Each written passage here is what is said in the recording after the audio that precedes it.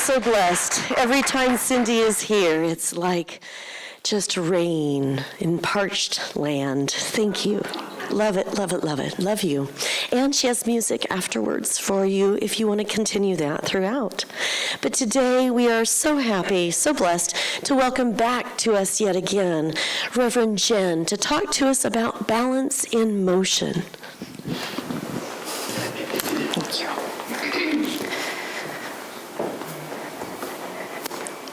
Good morning.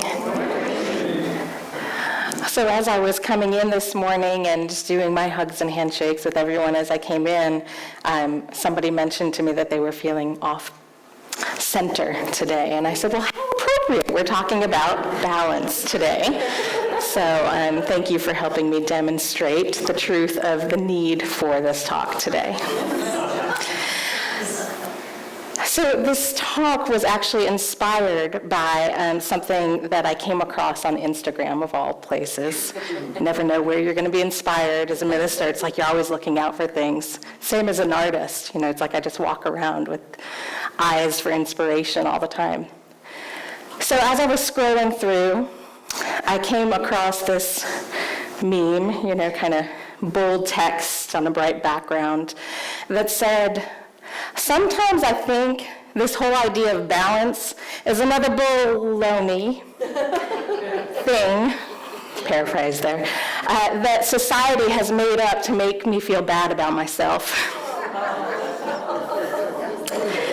It's true.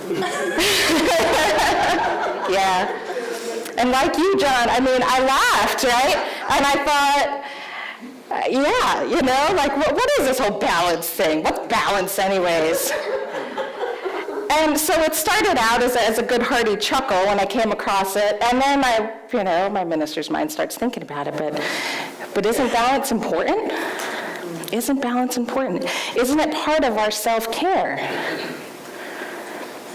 We often hear the phrase, we are spiritual beings having a human experience. Do we not need to find balance in that? And so the more I thought about this, joke, I started thinking, well, there's more to this. And maybe what we really need to be doing is not either fully embracing, society's rules around what balance should look like, but embracing our own definition of what does balance mean in my life? What does balance mean for me? And how do I use this as a tool that helps me, that serves me, not that makes me feel bad about anything? And what I decided was that the reason why the idea of balance seems so out of reach sometimes in our busy lives is because we have this notion, this idea of static balance. And really what we need to strive for is balance in motion. Balance in motion with God as our center point.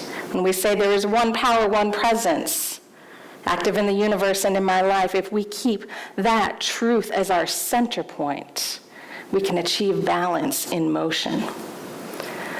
So first, what balance is not, the vision in my mind. Static balance is sort of, you picture those old weights and balance measure tool, right? So there's like this center point, and then the chains, and it goes both ways.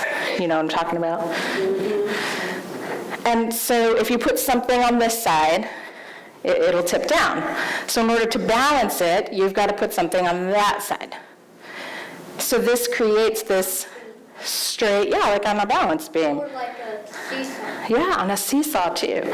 So if there's weight on this side, you've got to add the weight on that side. So if you've got work responsibilities over here, you've got to make time for family over here, but then, your friend calls you and invites you out, so now you're over here out of the house a little bit more. So then you got to add maybe some prayer time over here to try to balance it out. And so, eventually you might get this perfect balance, and then you tell your friend, hey, throw something on my head, So they throw like some fun like weekend getaway on your head, and you're like, all right, that feels good. But then you realize that you're like stuck here in balance, and you're like, oh, but I haven't even been doing anything to care for myself, so maybe I'll like stick a foot up and like balance a plate back there somewhere. Do you ever feel like this? Always, Michelle. So say we do achieve this perfect equilibrium. Is this life? Because we might achieve this, and then the universe is going to throw something at us, completely unexpected, that's going to cause us to drop everything, crashing to the floor, and we are left completely unbalanced again. Balance is not a static balance. That would be awfully boring, to just stand in one place, perfect assignment of weights to everything in our lives. That's the part that somebody somewhere made up, that there's like this perfect way to achieve equilibrium in our lives that looks static. That's the falsity. The truth is what we're trying to achieve is balance and motion. So we're moving through life and maintaining balance. And I first came across this idea of balance and motion in a course that I took with Reverend Robert Brummett. And what Robert said was, balance in our lives is more attuned to riding a bicycle, because a bike works on a pivot.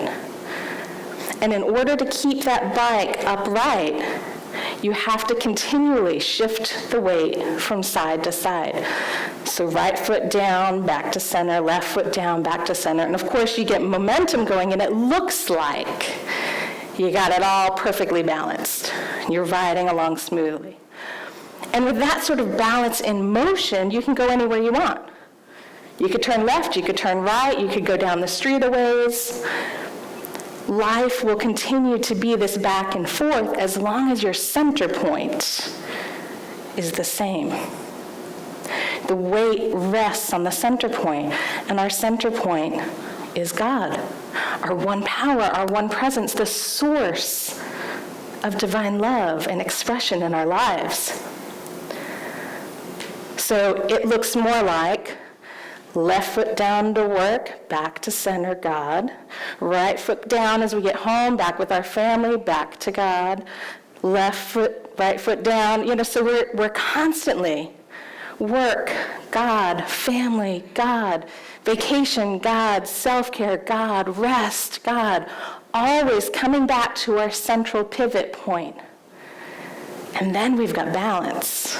Then we have balance. Then when we're scrolling through our news feed and we see something that's disturbing to our emotional state of being, and we feel ourselves being pulled down one side, we come back up to God.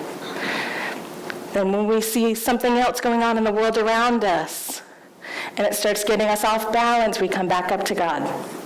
So if we remember every time we start feeling pushed and pulled one way or another, come back to center, come back to God. Then when we go back to the next time round, we're coming to that from the center point of love, from the center point of peace, from the center point that knows that everything that is happening in the source of God. So there's no need for fear, for worry. We rest on our center point, and that's how we achieve balance in our lives. Now, when I was in school, in ministerial school, while raising my son, actually while homeschooling my son, and yes, the face. You can imagine, right, between work, between responsibilities, between the schoolwork and homeschool work that I was doing, I was feeling not quite balanced, and I wrote in my reflection paper to Robert, my life right now at this moment feels more like riding that bicycle back and forth, pivoting, back and forth on a tightrope while juggling. Yeah. Have you felt that? Yeah, so sometimes we have to do what we have to do, right? Sometimes our lives look like some crazy circus act, but as long as we learn the tools, right? We learn how to juggle. We learn how to ride that bike. We learn how to walk that straight line. We can put them all together that we can make it through this together, that we can come out the other side. In the Bible, Jesus says, "Seek first the kingdom of heaven, and all this shall be added to you." Seek first the kingdom of heaven. The kingdom of heaven is the awareness of God's presence, of the divine, right where you are. The divine as you, radiating out as you. It is the center and the circumference. It is our pivot point.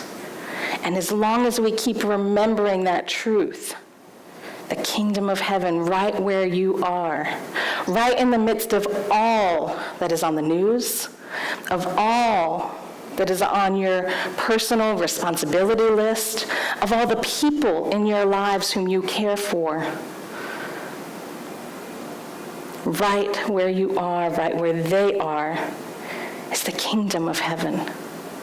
The truth that God is our source, that we are all expressing from this source.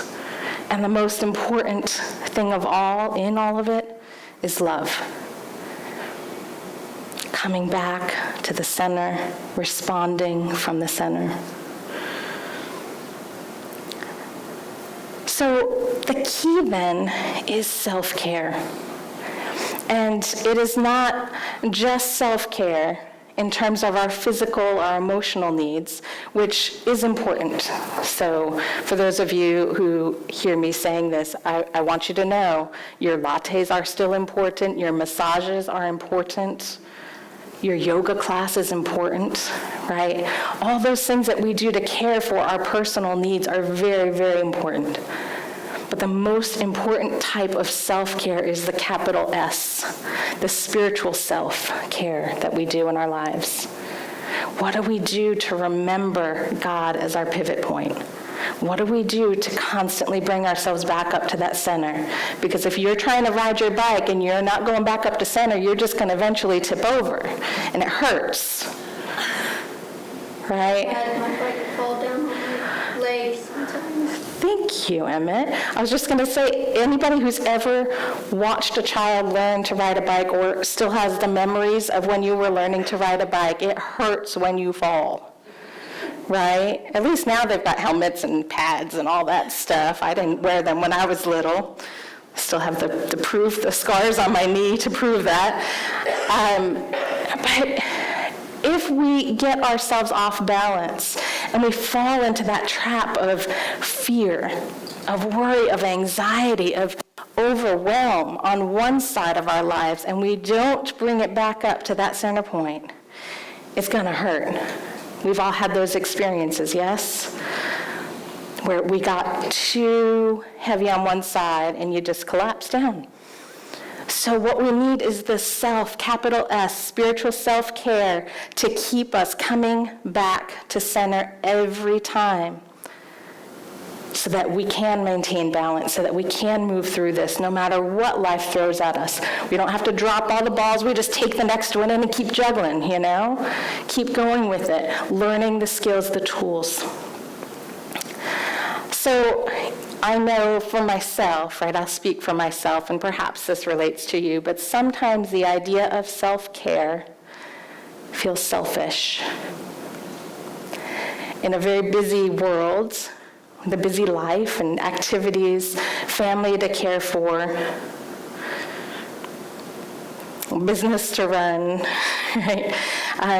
All these different things that we take on, you know, all these lovely hats that look so fashionable one at a time, when we pile them all up on our heads at the same time, we just look ridiculous. But in that life, sometimes I have fallen into the false belief that self-care was selfish, that I should be taking care of others first and not myself. And of course, those are the times when I fall, like literally fall and like hurt my ankle to the point where I can't move and now everybody has to take care of me. So life will balance us out sometimes.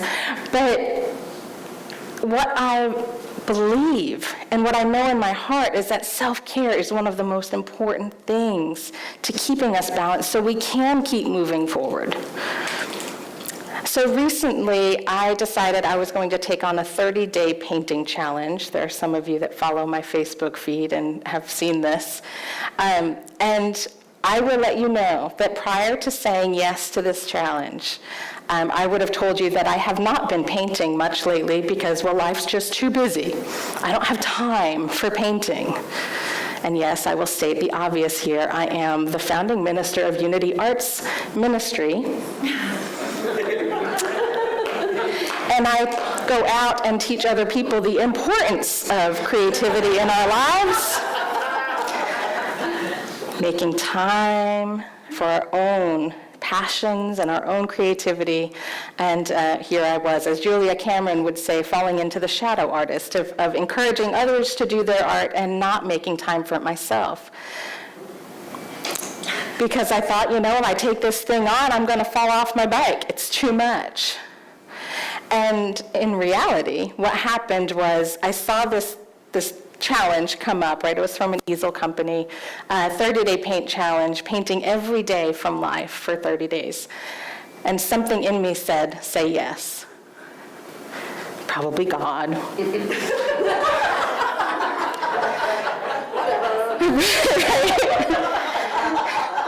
And then, of course, my humanity, my logic mind was just like, ridiculous. I don't have time for that, God. You just be quiet over there, And it just, I logged off Facebook and went on with my life for like 2 hours. And then I was like, I'm doing it. I'm going to do it. I'm going to say yes. I'm going to commit to this. And I told my husband, thinking I'm about to tell him the most selfish thing in the world. I'm about to tell him that I want time in our family schedule for me to paint every single day for the next 30 days. So I went up to him and I said, okay, so I'm signing up for this painting challenge and, like feeling bad, feeling guilty, feeling shame over this. And you know what he said? That's awesome. That's awesome. That's exactly what he said, Jessica. He was just like, that's awesome. Like, that's going to be so cool. And so I started, I think it was like a week out or something. I started a day early, actually, so that I have a backup one. Just in case, one day I was just too busy. I have used it, by the way, but it was on a Sunday. And I had traveled 3 hours to go speak somewhere, so 3 hours both ways. I was just out of the house all day, and so I was like, all right, I'm using my backup today. But otherwise,